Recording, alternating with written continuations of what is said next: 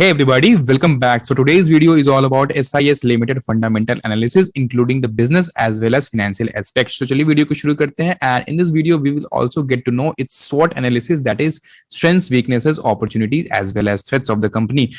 So SIS Security and Intelligence Services India Limited was incorporated as a private limited company with the name of Security and Intelligence Services Eastern India at that point of time, private limited on January 2, 1985.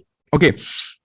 And if we talk about its strengths, then SIS is the second largest and fastest growing security services company in India and largest security services company in Australia. The company has developed its portfolio of services in order to cater the needs of diverse consumer segments, including business entities, government organization, household, and leverage the growth of potential of such consumer strengths in India. उसके बाद मैं एक major चीज आपको बताऊं.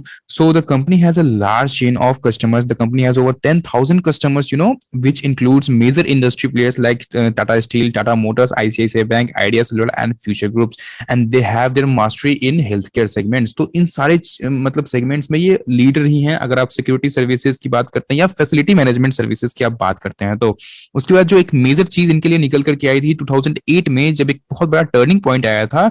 At that point of time SIS acquired Australia's largest security company, and which was known as at that point of time, I guess, Chubb Securities, and then they become the first Indian multinational in security services. And then there was another turning point for the company, and that was on 24th of August 2011. SIS announced that it is entering into the joint venture with Terminix to perform pest and termite controls in India. तो termites control में भी उस वक्त आ गए थे. ये सारे आप जो स्क्रीन पे देख रहे हैं ये टर्मिक्सिस करके, और इनकी एक खास बात बताऊं मैं, पहले तो ये जॉइंट वेंचर करते हैं, साथ ही साथ जो भी इनकी सब्सिडी है उनको ये अपने उसमें सारे स्टेक्स खरीद के उसको होली ओन सब्सिडी बना लेते हैं. तो ये मुझे एक बहुत ही बड़ा इनका स्ट्रेंथ लगता है. बहुत ही अच्छी चीज निकल करके आती है और ये एक्सपेंशन पे इनका बहुत ध्यान रहता है. तो these are all strengths of this company. उसके बाद let's do some financial analysis. अगर हम market cap of the company is approx 6,900 crore is the market cap of the company, और ये एक स्मॉल कैप कंपनी है. अच्छा, मैं ये वीडियो आपके लिए इसलिए लेकर के आया हूं कि अभी जो स्मॉल कैप और मिड कैप में है ना, बहुत ही तगड़ी रैली चल रही है और अभी बहुत ही तगड़ी रैली आनी बाकी है. अभी आप कुछ, अगर हम इस बुल रन की बात करते हैं तो इस बुल रन में आपको इस अपॉर्चुनिटी को बिल्कुल मिस नहीं करना चाहिए. आपको अपने पोर्टफोलियो का 25% एक्सपोजर स्मॉल कैप में देना ही चाहिए, और खासकर ऐसी हिडन जेम कंपनीज को तो देना ही चाहिए. अगर आप पीई रेशियो की बात करते हैं तो 12.2 का पीई रेशियो है. दिस इज रियली अमेजिंग, क्योंकि प्राइस टू अर्निंग रेशियो इतनी अच्छी तगड़ी फंडामेंटल्स, इतनी अच्छी बिजनेस वाली कंपनी, इतनी अच्छी फाइनेंशियल्स वाली कंपनी का इतना कम प्रीमियम पे ट्रेड होना, ये अपॉर्चुनिटी नहीं तो क्या है, और आपको इसे मिस नहीं करना चाहिए. तो 12.2 का amazing attractive price to earning ratio है. उसके बाद अगर हम रिटर्न ऑन इक्विटी की बात करते हैं तो this financial year it give the return on equity of 35.4%. 20% के अबव रिटर्न ऑन इक्विटी बहुत ही डिसेंट होता है, और यहाँ पे आपको 35.4% का रिटर्न ऑन इक्विटी मिलता है. तो आपको इसे कैसे मिस करना चाहिए, आप खुद सोचो इस चीज को. अगर 5 साल की रिटर्न ऑन इक्विटी की बात करते हैं तो इट्स 23.8, तो ये भी अमेजिंग है. EV EBITDA is really amazing. 7.27 का ईवी एबिटा रेशियो है. 10 से कम का ईवी एबिटा या 10 के आसपास का भी ईवी एबिटा रेशियो बहुत ही अच्छा होता है. ईवी एबिटा बेसिकली ये इसका मतलब होता है enterprise value by earnings before interest, tax, depreciation and amortisation. तो ये कंपनी के स्ट्रेंथ, कंपनी के कैश रिचनेस को बताता है, कंपनी में कितने अर्निंग्स आ रही है इस चीज को बताता है ये. तो इसे भी हमें कंसिडर करना चाहिए. उसके बाद अगर डेट टू इक्विटी रेशियो की बात करते हैं तो 0.74% का डेट है, तो बहुत ही नेग्लिजिबल डेट है. हालांकि कुछ टाइम पहले मैं इस कंपनी को थोड़ा बहुत इग्नोर किया करता था क्योंकि इससे डेट लेने की आदत थी, बट ये चीज अभी धीरे धीरे सुधार रहे हैं और ये बहुत ही अच्छी चीज निकल करके आती है. उसके बाद में अगर प्रॉफिट एंड लॉस स्टेटमेंट अगर थोड़ा सा इसका हम देखें तो कंपनी का रेवेन्यू जो है, कंपनी का सेल्स लगातार ही बढ़ रहा है, और 2020 से आप देख सकते हैं 2,405 करोड़ से बढ़ करके इनका रेवेन्यू, अगर इस लास्ट फाइनेंशियल ईयर 2021 की बात करते हैं, FY 2021 में इनका 9,127 करोड़ का इनका सेल्स हुआ है. वहीं अगर हम इनके नेट प्रॉफिट की बात करते हैं तो 86 करोड़ से बढ़ करके लगातार इनका नेट प्रॉफिट बढ़ते बढ़ते बढ़ते अभी 365 करोड़ का इनका नेट प्रॉफिट आ चुका है. तो ये भी बहुत ही अच्छी चीज निकल करके आती है। उसके बाद हम ऑपरेटिंग प्रॉफिट मार्जिन की बात करते हैं, तो ये कंपनीज कम मार्जिन पे काम करती है। तो यहाँ पे आप देख सकते हैं मार्जिन भी यहाँ पे लगातार इंटैक्ट मार्जिन है, और पिछले कुछ अगर हम बात करें तो यहाँ 5% चार्ट घट गया था काफी 2015-16 की बात करें, तो फिर धीरे धीरे बढ़ते बढ़ते भी 6% के मार्जिन पे आ गया है। तो ये भी एक अच्छी चीज निकल करके आती है, ये हमें पॉजिटिवली देखना चाहिए इस चीज को। बाद में मैं सॉर्ट करके भी बताऊंगा आपको कि क्या स्ट्रेंथ वीकनेस, सारी चीजें एक बार बताऊंगा।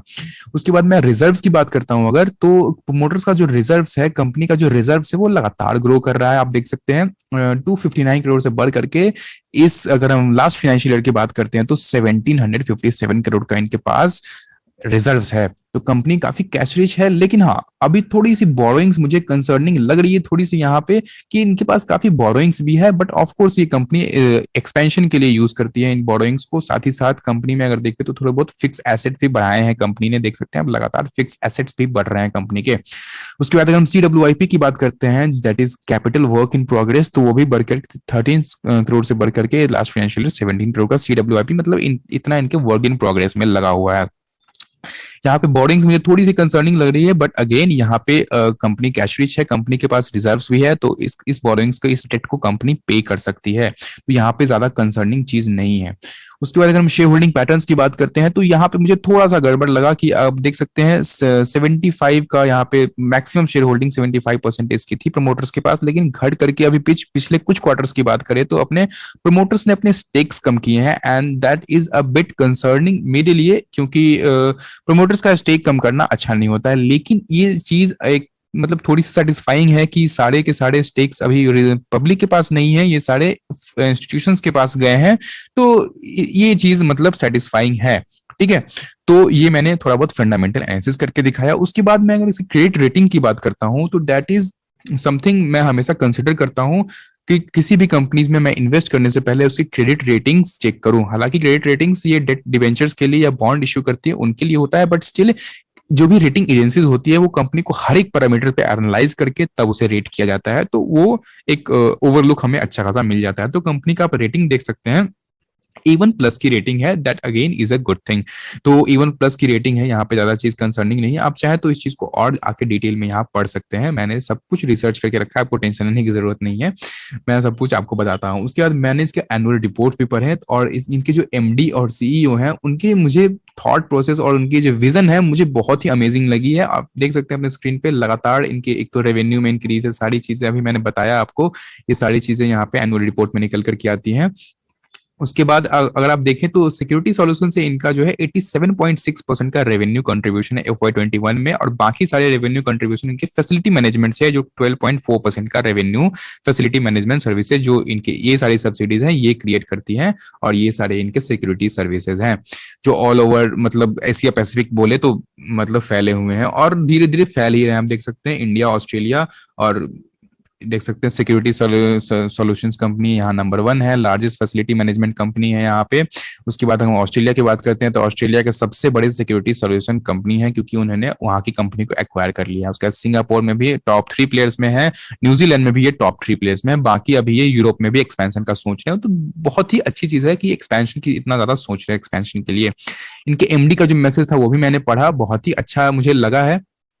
ये देख सकते हैं आप, सारी चीजें यहाँ पे आके पढ़ सकते हैं, और बहुत ही इनकी जो भी MD और इनके CEO है बहुत ही विजनरी लोग हैं। ये आपके सामने ये ऋतुराज किशोर सिन्हा देख रहे हैं, बहुत ही विजनरी हैं ये, मैं तो इनका फैन हूँ एक तरह से।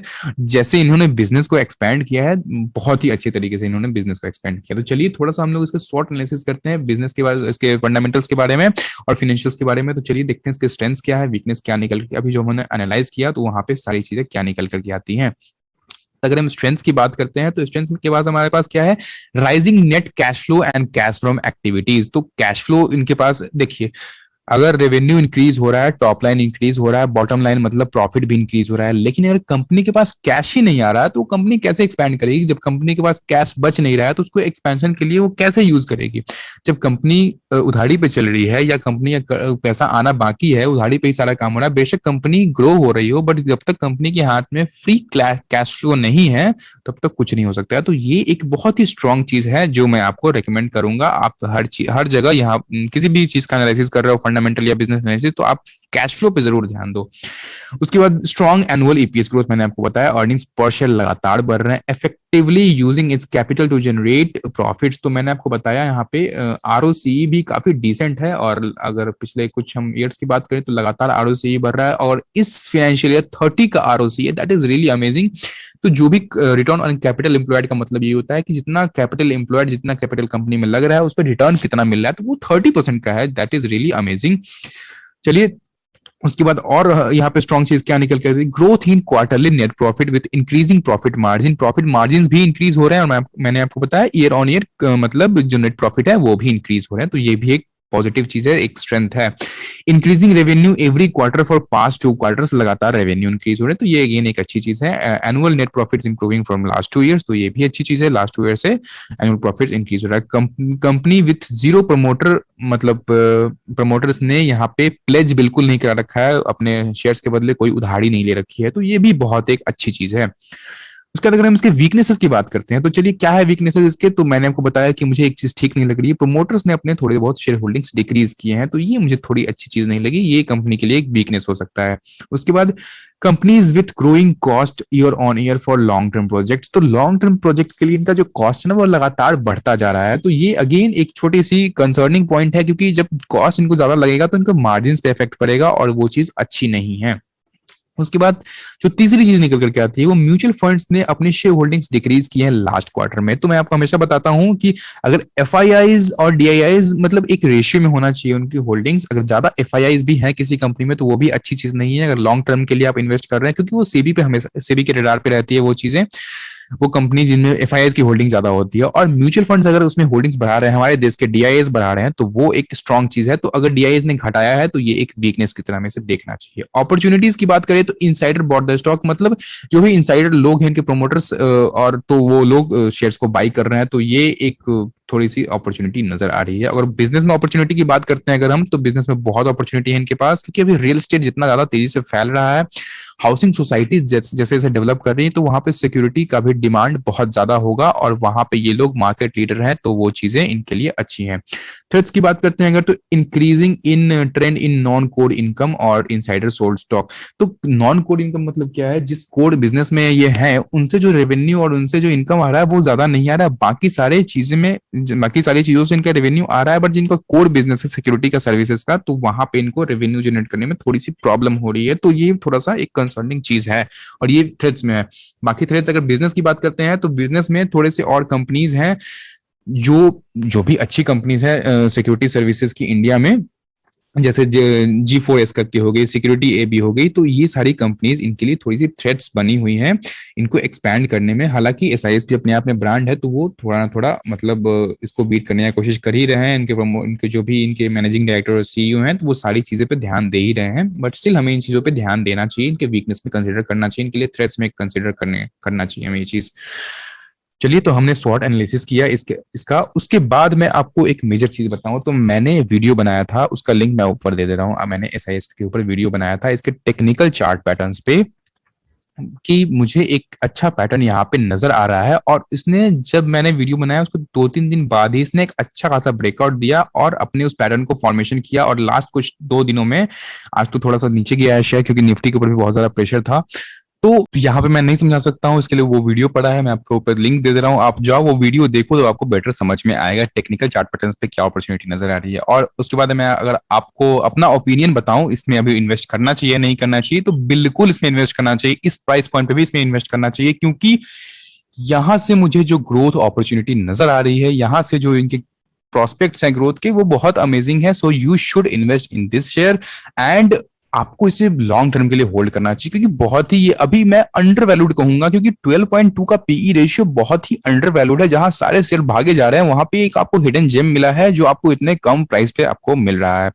तो बेशक आपको इसमें अपनी होल्डिंग्स बनानी चाहिए, बट मैं यहाँ पे एक डिस्क्लेमर ऐड करना चाहूंगा कि मेरी यहाँ पे कोई बाय या सेल रिकमेंडेशन नहीं है, आप अपने ड्यू डिलिजेंस से, अपने फाइनेंशियल एडवाइजर से आप एडवाइस लेकर के ही आप इसमें इन्वेस्ट करो। And there is one more recommendation from my side, and do take it as an advice, तो आपको अपने पोर्टफोलियो का, you don't have to give more than 5% of the exposure in small और मिड कैप कंपनीज, तो आपको 5% से ज्यादा exposure बिल्कुल नहीं देना है मिड कैप और स्मॉल कैप कंपनीज को, और बाकी अपने ड्यू डिलिजेंस से भी इन्वेस्ट करो।